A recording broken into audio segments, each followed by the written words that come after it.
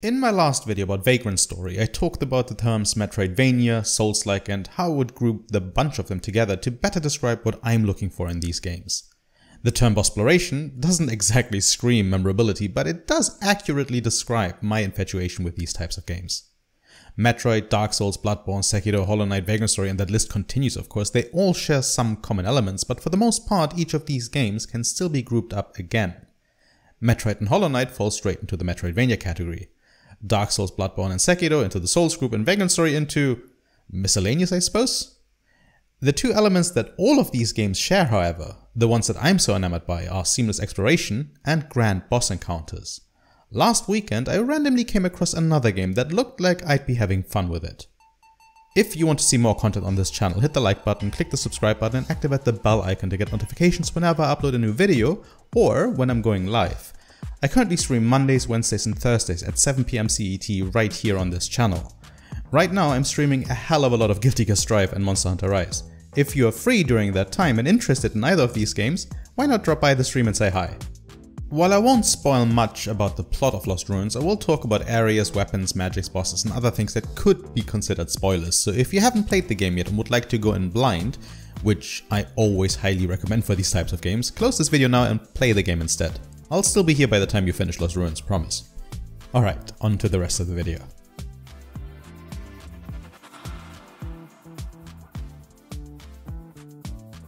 If you don't like cutesy anime-inspired artwork, the visual aesthetic of the game might not really be up your alley, and while I'm not opposed to that type of art style, I'm not the biggest fan of school uniform, Japanese school swimsuit, or maid outfit fetishes, which are the only three costumes available in the game. Nonetheless, the pixel art style the game rocks with the anime aesthetic layout on top is rather pleasing to the eye in my opinion. Other than the three aforementioned costumes that come with corresponding equipment pieces, there are no further equipable items that will change the look of your heroine. Weapons on the other hand, all sport a unique look. You even get a broom to go along with your maid outfit, which even gets buffed by the maid outfit itself. Point is that every weapon has its own design, and they seemingly had some fun with it during the design process, which I like. Although I would have preferred more body pieces as well, just to give the character overall a more unique look. As for the environment, it all looks great honestly. There are a lot of details to be found in the backgrounds, and while the game isn't that big in scale, it's still very much appreciated that each room can be recognized immediately simply by looking at the room's design. While you will use your map relatively often in the beginning, you are likely going to rely less and less on it as you start to backtrack. The characters you interact with, the enemies you face, and the bosses you fight, they all have a certain unique charm too, thanks to the game's art style. It's the same story as always, I suppose, whenever I talk about these more niche games on my channel. It always comes down to whether you like the visuals or not. I, for one, really like what the game looks like. I'd also like to give a special shout out to the references the game pulls in some cases, especially the fighting games rated ones, just please. I absolutely love it.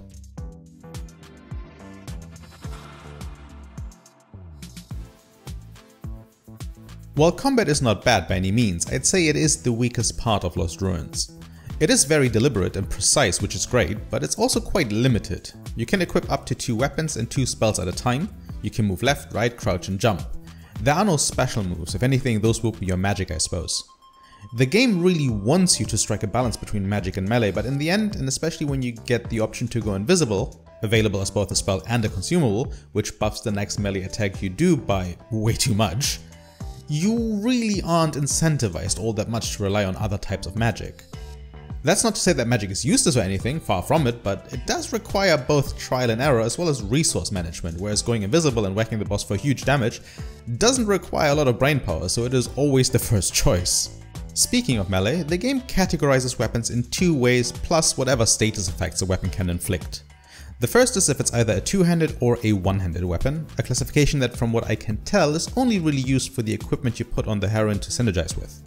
The other category is the speed of the weapon, which is something you're much more likely going to care about. The fastest weapons are very fast, while the slowest weapons require you to press the button a week ahead of time to hit whatever you are trying to attack.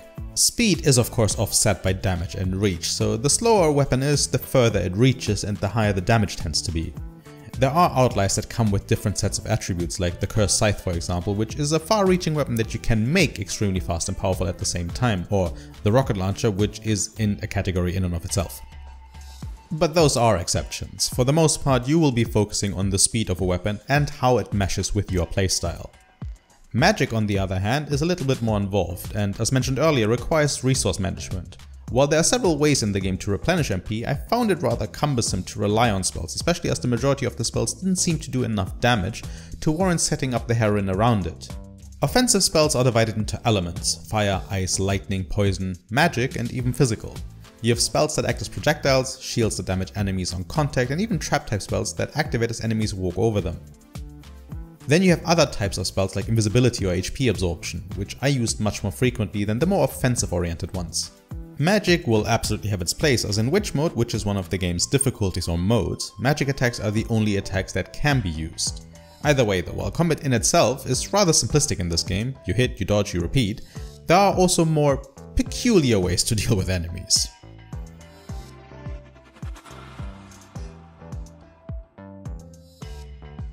Once again, we've reached my favorite subject, video game bosses. The last boss is admittedly not as much of an insane ride as I would have expected it to be.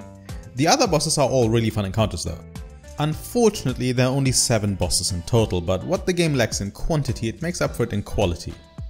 I should also mention at this point that I played the game on veteran, so depending on the difficulty you chose, some things might be a little different. But I would think that it should all be rather comparable.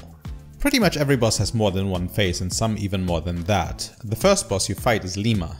This being the first boss, it's still very early on in the game. In my case, I pretty much arrived there at bang on 1 hour of playtime. In the first phase you fight a green and a red slime, which both have very different speeds and attacks. As this was on veteran and my first time playing the game, this first phase alone, as simple as it is, got me killed more often than I'd care to admit to. The second phase went a lot smoother, but the third phase, which the first time around really took me by surprise, took me a while to get accustomed to. All in all, it took me roughly half an hour dying over and over to beat the first boss of the game.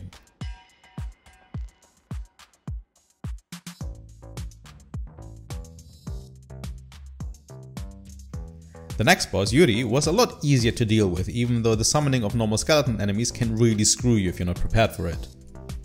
It probably felt easier as I was much more comfortable with the controls and pace of the game at this point. The boss after that though, Jun, I honestly still don't know how to fight her. While trying out strategies and weapon types as I got my ass handed to me over and over, I also wanted to try out one of the shields I picked up as I hadn't used them at all up to this point, and well, she defeated herself without much input from my end. There are 2 bosses that I believe are optional. I would have to go through the game again first to find out if that's really the case or not, as I just killed everything that I came across. Both of them are the screen filling kind of bosses and rather straightforward as well. Just memorize the patterns and poke away one attack at a time until they go down. Kana is a more challenging fight as spacing plays a much more vital role here, and while the same could have been said for Jun, Kana doesn't cheese herself just because you were using a shield. For her first phase I kept dying to over and over and over, whereas I only made it to her second phase 2 or 3 times before I took it on for good. That's it though, after this you get one more sequence of rooms to traverse through with a few enemies littered about the place, and then you get to fight the final boss. This one is also on the bigger, screen filling side of things, and yeah, not really all that challenging. If you did a particular side quest, one that you're unlikely to actually do on your first playthrough, there is technically another encounter after this one, but that is not an actual boss fight, it's more to make a point rather than to be an actual fight.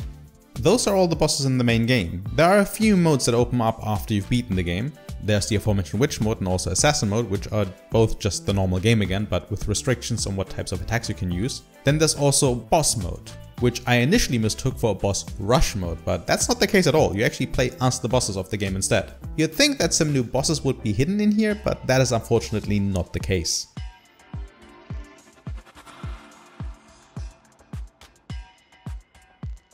As much as I like me some exploration, there really isn't much to do here. While the game is set up like a Metroidvania, encourages backtracking and collecting keys to open previously closed off areas, the truth is that the game is rather short and very much hands you everything on a platter your first time through. With the exception of one side quest which requires you to not touch any golden chests, I've done literally everything in the game. My map completion percentage is set at 98% by the time I finish off the last boss. With these types of games I usually end up at about 70 to 80% tops though, as I tend to miss entire areas my first time through. I've played on the highest available difficulty, I'm not counting hardcore as I see permadeath as more of a separate category entirely, did everything there was to do and finished the entire game in about 6 hours in a single day. Don't judge me, it was a very productive Sunday. That doesn't mean that it's not worth the money, that is absolutely not what I'm trying to say here. Even with the limited exploration the game has to offer, I still enjoyed my time with it and I still have the other modes to sink my teeth into, so it's not like I'm completely done with the game yet. If exploration is the most important criteria to you though for this type of game, then yes, you might be a little disappointed here.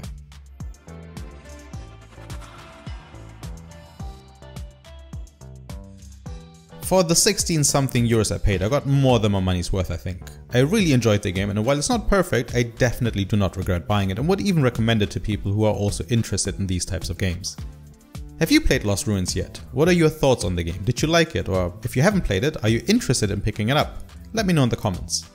Hit that like button if you haven't already, subscribe to my channel, follow me on Twitter, Instagram and visit my blog. Thank you very much for watching my video on Lost Ruins all the way to the end. It really means a lot. So once again, thank you. My name's Sasa, and I will see you next time.